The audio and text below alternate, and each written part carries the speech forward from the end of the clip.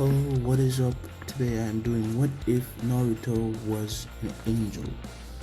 Now I realize more and more that when I do these what ifs, I have to back up why the main character has these abilities, and not just saying because I said so. Now, let's start the story off with the background. Zeno and the priest are talking about how the motor level is dropping very quickly in Universe X. I'm gonna call that Naruto's universe because the Shinobi War is creating a lot of deaths, and it seems that their god of destruction is being very lazy. I'm gonna say the god of destruction is Beerus. I'm just gonna switch things around. It's my what if, okay? I still get to say at least what I want sometimes.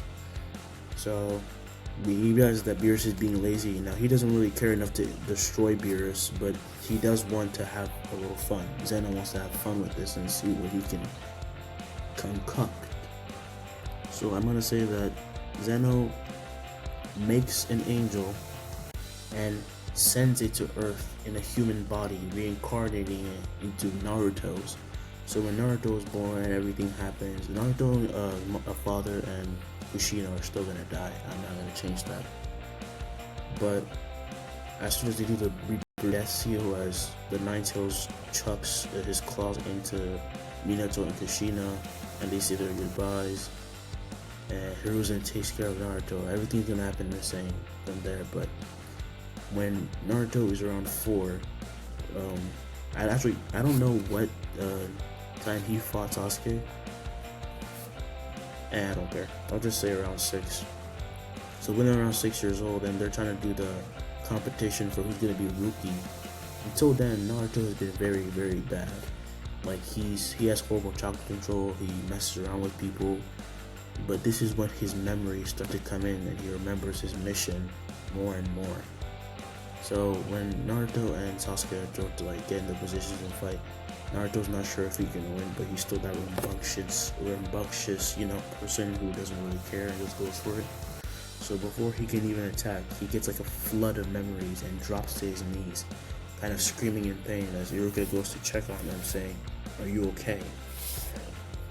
1 minute later, Naruto gets up with a calm look on his face because now he knows his mission. His mission is to fix what's happening in this universe. So as soon as he gets his memories back, he sees that he doesn't have all his powers yet. The least he can do is only summon his staff.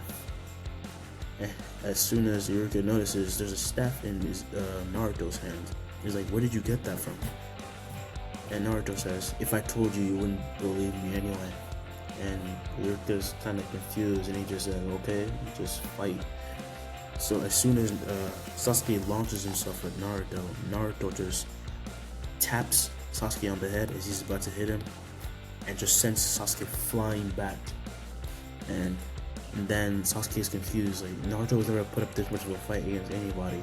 So he keeps trying. He does a fireball jutsu, but Naruto just easily dodges that because angels naturally have ultra instinct. I mean, they're just OP as hell. They can beat God of Destructions easily by tapping and chopping their necks. So he just dodges everything and just puts away his staff, making it disappear out of his hands, and then launches a punch towards Sasuke's stomach, knocking him out and becoming Rookie of the Year. And I'm not going to say that the ki is exactly the same as chakra, but I will say that Izuku, being an angel, just forces it and, makes a shadow clone when it's time for the examination. So this time, there is no scroll ceiling, but Mizuki is still going to try to get Naruto to take it. And when he goes up to Naruto and he tells him, "Oh, you can get this scroll and become even more strong and become Hokage," Naruto knows he's lying because he is not dumb, and Mizuki he just looks like a liar. How could you believe someone who just pops out of nowhere telling you to steal something with a horrible reason as to why? And he didn't say what he was getting out of it, so it made Naruto suspicious. But Naruto did it anyway, just to see where this would go, because he just wants to see, he wants to know his enemy, what he's dealing with, what humans are like. So he steals the scroll, not even looking at it. He doesn't really care. And then he just waits for Mitsuki to show up, acting like he's reading through the scroll, but he's really not. Actually, I'm gonna give him the clone jutsu just because he did it just because he wanted to have fun. I'll just say that.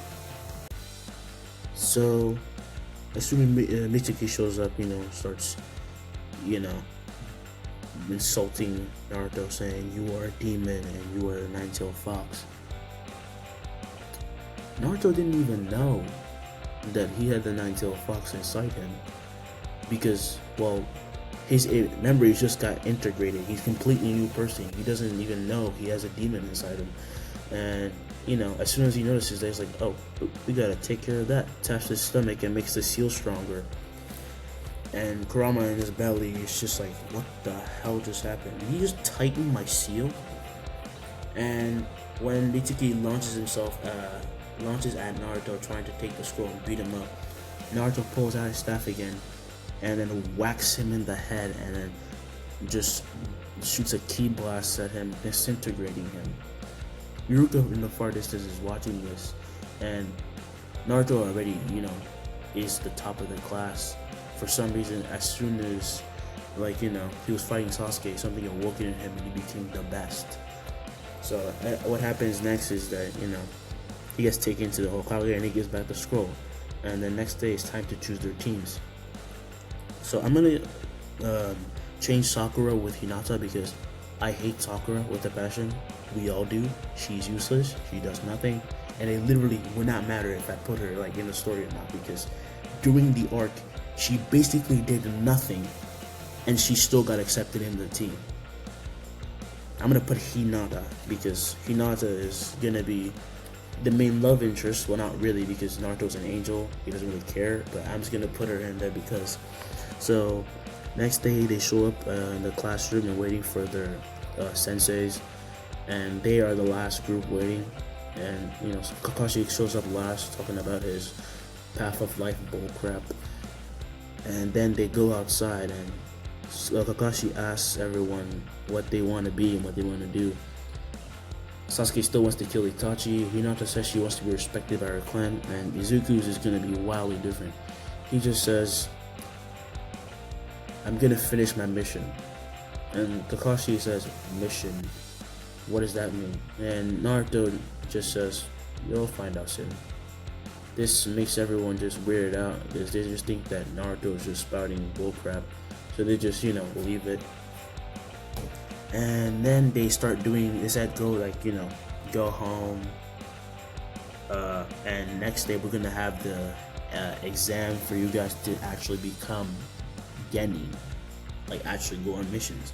And says don't eat anything. But Naruto doesn't need to eat because he's an angel. So what he does as he goes back home and he just figures out that how many abilities he has back.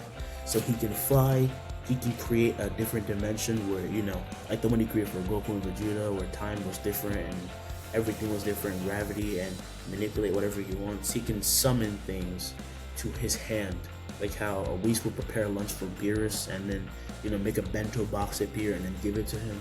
He can also, I don't know if angels can do this, but I feel like all angels are omnipotent anyway, so they look like they can practically do anything. So I'm gonna say he can sense feelings.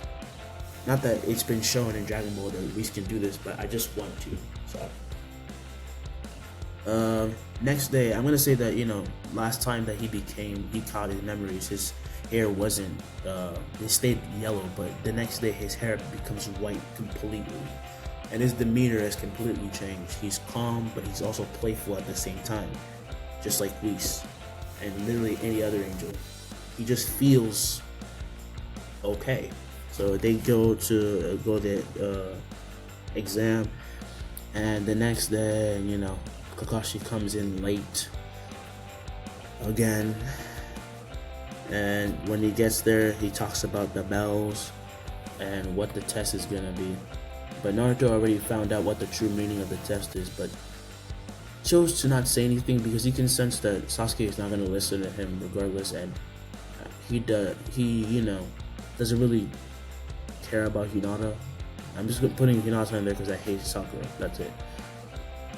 And they start the test, and Kakashi's reading instead of actually being focused, and all Naruto does is just pop up behind him and grab the bells.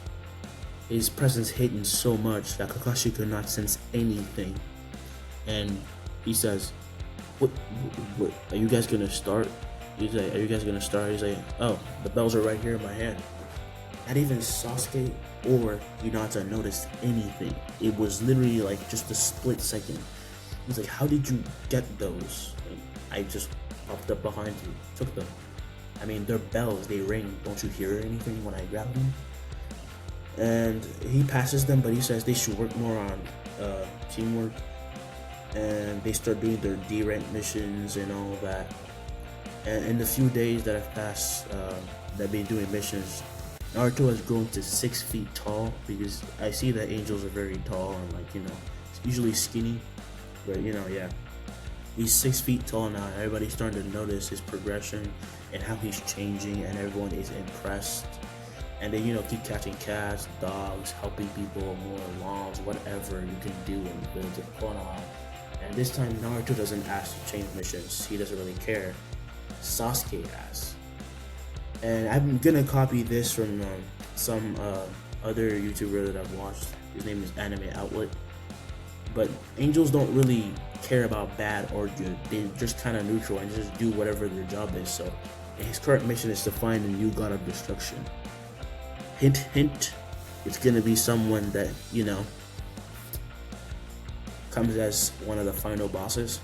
So you guess. And yeah, Sasuke asks, instead, getting pissed off that nobody else is trying to do anything, and Naruto just being, you know, going with whatever. And they get assigned.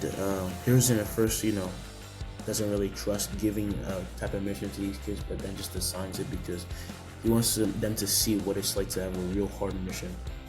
And when Tazuna walks in the room, he sees Naruto. He's like, okay. He seems very skilled. But then he looks at the two shorties and he's just, are these two really supposed to protect me? And this makes Hinata kind of just stay quiet, and Sasuke pissed off that he didn't even mention Naruto. But then realizes that he has to look up to him now, considering how tall he is. And Kakashi says, trust me, you are in good hands. And they start walking out of the village.